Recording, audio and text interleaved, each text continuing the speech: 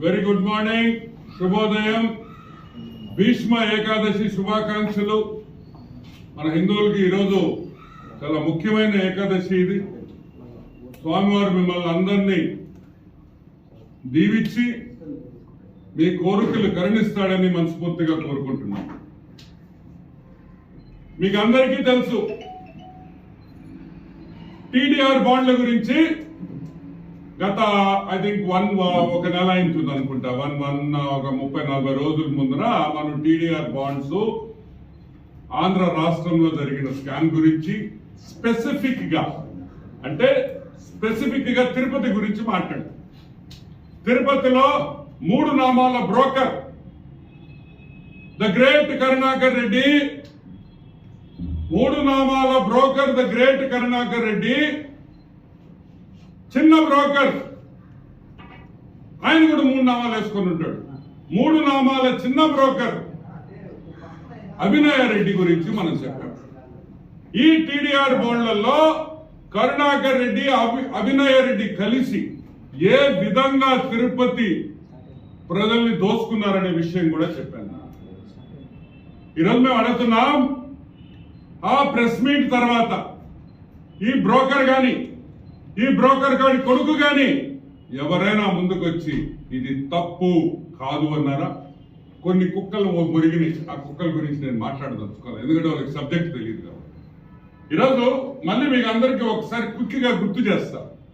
375 TDR బాండ్లు ఇచ్చారు. 18 master plan రోడ్లని ఒక పెద్ద స్కెచ్ చేసి తిరుపతి పట్టణాన్ని రూపురేఖలు మార్చేస్తున్నానని చెప్పి పదే నాకన్నా తిరుపతిలో ఎవరు డెవలప్మెంట్ చేయలేదు, తిరుపతిని మార్చింది నేను, నా కొడుకు అని పదే చెప్పుకున్న ఈ కరుణాకర్ రెడ్డి, అభినయ్ రెడ్డి ఈ మాస్టర్ ప్లాన్ రోడ్లో కాసుల వర్షం కురిసిందనే విషయం తిరుపతి ప్రజలు, ఆంధ్ర రాష్ట్ర ప్రజలు గుర్తుపెట్టుకోవాలని నేను మనవి చేస్తా ఉన్నా. టీడీఆర్ బాండ్లలో వీళ్ళు ఇచ్చిన టీడీఆర్ బాండ్లు 373 టీడీఆర్ బాండ్లలో సగానికి సగం అవకతవకలు జరిగాయి. దొంగ జీపీఎల్ తో రిజిస్ట్రేషన్ చేశారు. అదే కాకుండా లిటిగేషన్ ఉండే సైట్లలో కూడా టీడీఆర్ బాండ్లు ఇచ్చేశారనే విషయం పోయినసారి చెప్పా. ఈ రోజు మళ్ళీ కూడా ఆధారాలతో మీ ముందరకు వచ్చా. ఈరోజు ఈ 18 మాస్టర్ ప్లాన్ రోడ్లు ఎంత ఖర్చు అయ్యేదనేది విషయం మీకు ఒక్కసారి చెప్తాను. టీడీఆర్ బాండ్ల కోసం టీడీఆర్ రోడ్లు వెడల్పజేసిన దానికి టోటల్ గా టీడీఆర్ బాండ్లు ఇష్యూ చేసిన ఏరియా ఎంతంటే 2,89,464.54 స్క్వేర్ యార్డ్స్, అంటే 2,89,000 స్క్వేర్ యార్డ్స్ రోడ్ల కోసం తిరుపతిలో ఎక్వైర్ చేయడం జరిగింది. ఈ 18 మాస్టర్ ప్లాన్ల రోడ్డు కోసం. ఇప్పుడు నేను యావరేజ్ రేట్, వాళ్ళు తీసుకున్న యావరేజ్ రేట్ కూడా నేను 35,000 తీసుకున్నా. వాస్తవంగా నేను 40,000 తీసుకోవాలా, కానీ ఒక 5,000 తగ్గించి నేను 35,000. ఇప్పుడు నేను చెప్తున్నాను, రెసిడెన్షియల్ వాల్యూ తీసుకుంటే 1,012,58,875 రూపాయలు రెసిడెన్షియల్ వాల్యూలో టీడీఆర్ బాండ్స్ ఇష్యూ చేశారు. బాగుంది, 1000 కోట్లు ఎక్వైర్ చేశారు. కానీ ప్రతి టీడీఆర్ బాండ్ దాంట్లో నాకు ఒక్క రెసిడెన్షియల్ వాల్యుయేషన్ కనిపించలే. అంత కమర్షియల్ 4 ఇంతలు ఎక్కువ రేట్ ఇచ్చారు. అంటే తిరుపతి టౌన్ లో నువ్వు ఎక్కడైనా రోడ్లు వేయాలంటే అంత కమర్షియలే. మారుమూర గ్రామాలకు పోయినా కూడా కమర్షియలే అని కూడా మీకు మనవి చేస్తా ఉన్నా. అంటే కమర్షియల్ వాల్యూ వాళ్ళు ఇచ్చింది 4,052 కోట్ల రూపాయలకి టీడీఆర్ బాండ్స్ ఇష్యూ చేయడం జరిగింది. సరే, ఇప్పుడు అసలైన అంటే మీకు ఈ స్క్వేర్ యార్డ్స్, ఈ సెంట్లు ఇవన్నీ మీకు అర్థం కాదు కాబట్టి నేను మీకు ఒక సింపుల్ వాల్యుయేషన్ ఇస్తున్నా. టోటల్ గా 59 acres 59.81 acres తీసుకున్నారు. ఎంత తెలుసు ఎకరా? 59 ఎకరాలు. ఈ 18 రోడ్ల కోసం 59.81 అంటే ఆల్మోస్ట్ 60 కోట్లు వేసుకోండి. తీసుకుంటే యావరేజ్ రేట్ పర్ ఎకరా 59,81,00,000. అంటే తిరుపతిలో ఒక ఎకరా ఎక్వైర్ చేస్తే 59.81 crores అంటే ఆల్మోస్ట్ 60 కోట్ల రూపాయలు పెట్టి ఒక్కొక్క ఎకరా తీసుకున్నారు. ఈరోజు నేను అడుగుతున్నా, ఈరోజు నేను సింపుల్ గా ఒక పాయింట్ అడుగుతున్నా, నువ్వు బ్రోకర్వా కాదా? 3 నామాల కరుణాకర్ రెడ్డి బ్రోకరా కాదా చెప్పండి. నేను చెప్పవల్ల తిరుపతిలో ఏటీఎం గట్లో కూర్చున్న వాళ్ళని అడిగినా తిరుపతిలో 60 కోట్ల రూపాయలు ఎకరా ఉంటుందంటే ఎవరు నమ్ముతాడండి? తిరుపతి టౌన్ లోనో తిరుపతి పట్టణ నడిబడ్డులో ఒక 60-70 కోట్లు ఉందంటే కమర్షియల్ ఉండొచ్చు కూడా. నువ్వు ఎక్కడికెక్కడికో రోడ్లు వేసి 90 కోట్లు 60 కోట్ల రూపాయలు మీరు ఎకరాకి ఇచ్చారంటే ఇది దోపిడీ కాదా అని మేము అడుగుతున్నాం. ఇంకొక విషయం కూడా చెప్తున్నా మీకు, ఈ దోపిడీ ఎలా జరిగింది? ఈ 375 కాకుండా ఇంకొక 300 ఈ కూడా ఇస్తా ఉన్నారు. పెండింగ్ లో ఉన్నాయి టీడీఆర్ బాండ్లు. సో అన్ని టీడీఆర్ బాండ్లు చెప్పే ఓపిక నాకుండదు, ఇనేదానికి మీకు కూడా ఇంట్రెస్ట్ ఉండదు. కాబట్టి 3 కేసులు ఇస్తాం. 3 క్విక్ గా. Okay, first Kanchi Ramu. ఇదిగోండి Kanchi Ramu TDR bond number 0356. Tirupati corporation issue చేసిన టీడీఆర్ బాండ్ ఇది. 0356 నంబర్ టీడీఆర్ బాండ్ ఇది.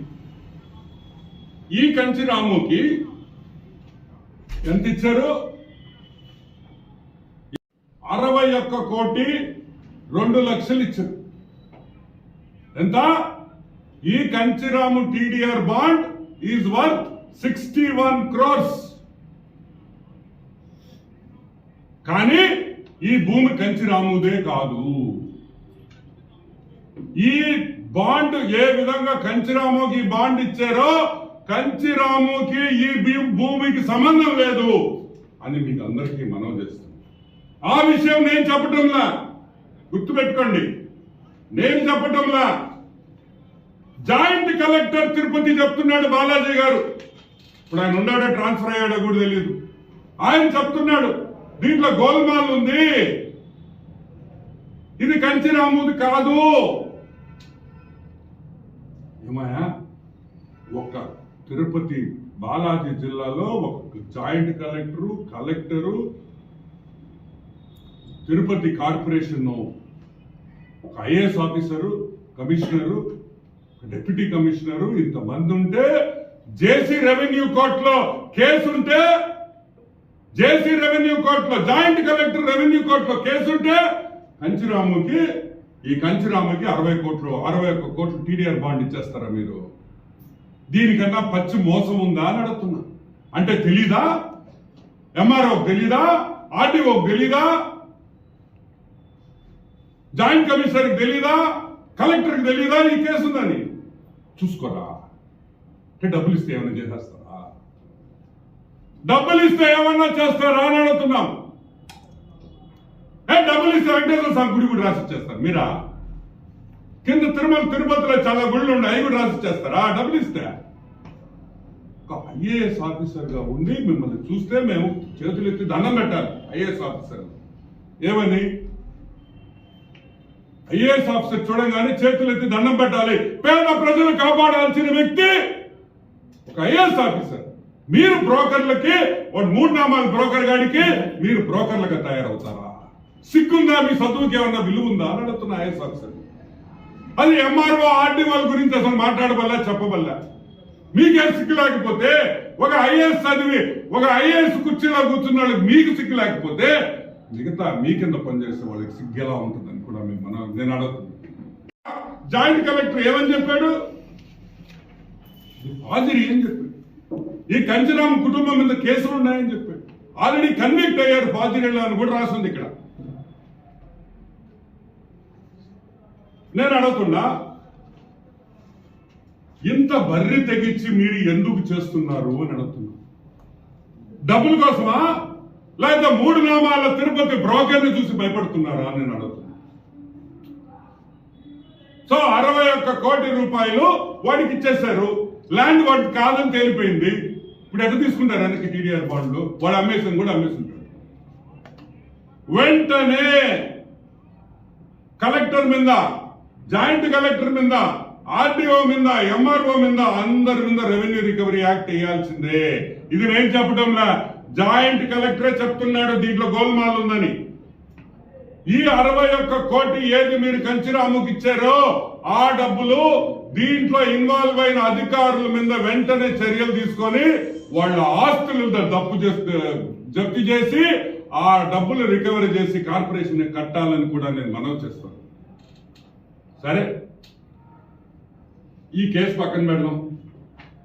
ఇంకో కేసు ఉంది. ఈయన పేరు వచ్చేసి D Murali, TDR bond number 00062. ఈయనకి ఎంత ఇచ్చారు? అది 13 కోట్లు 12 కోట్లు ఇచ్చున్నారు ఈయన టీడీఆర్ బాండ్. సరే, ఈ మురళి అనే వ్యక్తి 14/2/2020 డేట్న ఈ భూమిని డి మురళి జీపీఏ చేసుకున్నాడు. మంచిదే కదా, తప్పే ఉంది దాంట్లో. జీపీఏ చేసుకున్న డి మురళి ఏమని పెట్టాడు? ఎంఆర్ఓ ఇచ్చిన వాల్యుయేషన్, ఆర్డీఓ ఇచ్చిన వాల్యుయేషన్, సబ్ రిజిస్ట్రార్ ఇచ్చిన వాల్యుయేషన్ ఏమని ఇచ్చాడు? సగటు జాగా గవర్నమెంట్ వారి విలువ 10,000 రూపాయలు. జీపీఏ డాక్యుమెంట్ లో సబ్ రిజిస్ట్రార్ ఇచ్చిన వాల్యూ 10,000. ఎంత వాల్యూ? 79 లక్షలు. 79,38,000 రూపాయలు వాల్యుయేషన్ చేసి జీపీఏ తీసుకుంటే కరెక్ట్ గా సంవత్సరం 14 నెలలు దాటంగానే 1,60,000 వెళ్తుందా? ఇదిగోండి, 4th February 2021 ఎంత వేసారు వాల్యుయేషన్? 40,000 రూపాయలు వేశారు. చూడండి, 40,000, 40,000 వాల్యుయేషన్. అదే ఎంఆర్ఓ, అదే సబ్ రిజిస్ట్రారు, అదే జాయింట్ కలెక్టరు, అదే ఆర్డీఓ అంటే 10,000 40,000 అయిపోద్దా? ఆ 40,000 చాలదని మళ్ళీ సబ్ రిజిస్ట్రారు అది కమర్షియల్ అని చెప్పి 1,60,000 రూపాయలు. అంటే 10,000 జీపీఏతో 10,000 రూపాయలతో తీసుకున్న భూమి కరెక్ట్ గా 12, 13, 14 నెలల్లో 1,60,000 రూపాయల వాల్యుయేషన్ ఇచ్చింది Tirupati corporation under the able guidance of 3 Namala broker. 10,000 ఎక్కడ, 1,60,000 ఎక్కడ? ఈ విధంగా పచ్చి దోపిడీ చేస్తుంటే వీళ్ళ బ్రోకర్లు అనాలా, ఐఏఎస్ ఆఫీసర్లు అనాలా? ఏం జరుగుతుంది అసలు? అంటే గవర్నమెంట్ సొమ్ము అంటే లెక్కలేదా? అసలు గవర్నమెంట్ సొమ్ము అంటే అది ఏందో, అది ఫ్రీగా వస్తుందా? దీనికి ఎవరు రెస్పాన్సిబుల్ అని అడుగుతున్నా. Collector responsible? 10,000 రూపాయలు వాల్యుయేషన్ చేసే భూమిని కరెక్ట్ గా 14-15 నెలల్లో 1,60,000 వాల్యుయేషన్ చేసి బాండ్ ఇచ్చేస్తారా? నిజంగా ఘోరంగా ఉందని కూడా మీకు మనం చేస్తున్నాం. ఉన్నాడు, మీకు లాస్ట్ టైం చెప్పారు, అయినా తిరుమలలో ఈ కె వెంకటరమణారెడ్డి 53,72,00,000 ఇచ్చారు. ఎంత? 53,72,00,000 bond number 00320 TDR bond number. ఎవరు తెలుసా ఇతను? ఈ కె వెంకటరమణారెడ్డి ఎవరో మీకు తెలుసా? సాక్షాత్తు తిరుమలలో ఉండే బ్రోకర్ ధర్మారెడ్డి వియంకుడు. ధర్మారెడ్డి వియంకుడు కె వెంకటరమణారెడ్డి, ధర్మారెడ్డి కూతుర్ని వెంకటరమణారెడ్డి కొడుకు ఇచ్చారు. ఇచ్చేస్తారు కమర్షియల్ 53 కోట్ల రూపాయలు ఇచ్చేస్తారు కదా ధర్మారెడ్డి వియంకుడు.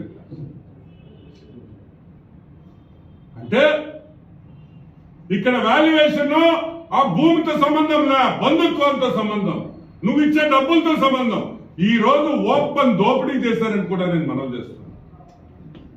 10,000 15,000 రూపాయలు లేని భూములంతా ₹1,00,000 1,20,000 చూపించి దోపిడీ చేసుకున్న ఈ బ్రోకర్లు వదిలే ప్రసక్తే లేదు.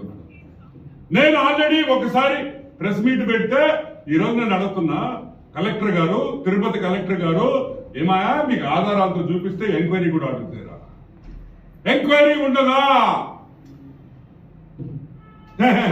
మనకు వచ్చిందిగా డబ్బులు, ఎందుకు లేబ్బా ఎంక్వైరీ అని ఏమన్నా అనుకున్నారా? టాటా తీస్తాం, గొరిగిస్తాం, వసూళ్లు చేస్తాం, భయపడొద్దు అని కూడా. నువ్వు ఐఏఎస్ అయితే మాకేంది, ఐపీఎస్ అయితే మాకేంది, భయపడతామా ఏంది? వసూళ్లు చేస్తామని కూడా మనం చేస్తున్నాం. మీరెట్టా ఎంక్వైరీ పెట్టరు? తెలుగుదేశం ప్రభుత్వం రాగానే అన్ని విధాల దీని మీద టీడీఆర్ బాండ్ల మీద ఎంక్వైరీ ఉంటుంది. ఈ దోపిడీని అరికట్టాం. ఈ దోపిడీ సూత్రధారులు బ్రోకర్ కరుణాకర్ రెడ్డి, బ్రోకర్ అభినయ్ రెడ్డి, వీళ్ళ ఇద్దరి మీద యాక్షన్ ఉంటుందని కూడా నేను మనవి చేస్తున్నా. ప్రతి అధికారి గుర్తుపెట్టుకోండి. ఇంకా కూడా ఈ అధికారుల మీద నా దగ్గర చాలా ఫైళ్లు ఉన్నాయి. కానీ ఈ రోజు నేను కావాలని బయట పెట్టంలా. కరెక్ట్ గా ఇంకా 2 రోజుల్లో మళ్ళీ ప్రెస్ మీట్ పెడతా. ఆ రోజు ఈ బ్రోకర్లు తిరుపతిలో జరిగి బ్రోకర్లు ఎవరెవరు, టీడీఆర్ దానికి సూత్రధారులు ఎవరో, ఓటర్ లిస్ట్ లో అవకతవకలు చేసిన బ్రోకర్ వాళ్ళు కూడా ఒకటే. ఇన్వాల్వ్మెంట్ ఎవరెవరు అధికారులు ఉందో, పెద్ద తలకాయ కరుణాకర్ రెడ్డి ఆశీస్సులతో చేసిన TDR bond scam, voter list scam కూడా చేసింది అంతా ఒకే బ్యాచ్ అని కూడా నేను మనవి చేస్తున్నా.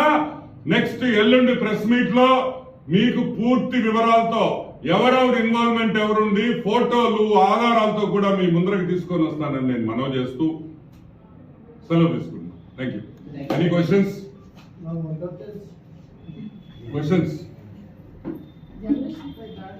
జర్నలిస్ట్ పై దాడి ఏదో ఒకటి మంచి సబ్జెక్ట్ పాప. జర్నలిస్టులపై దాడి,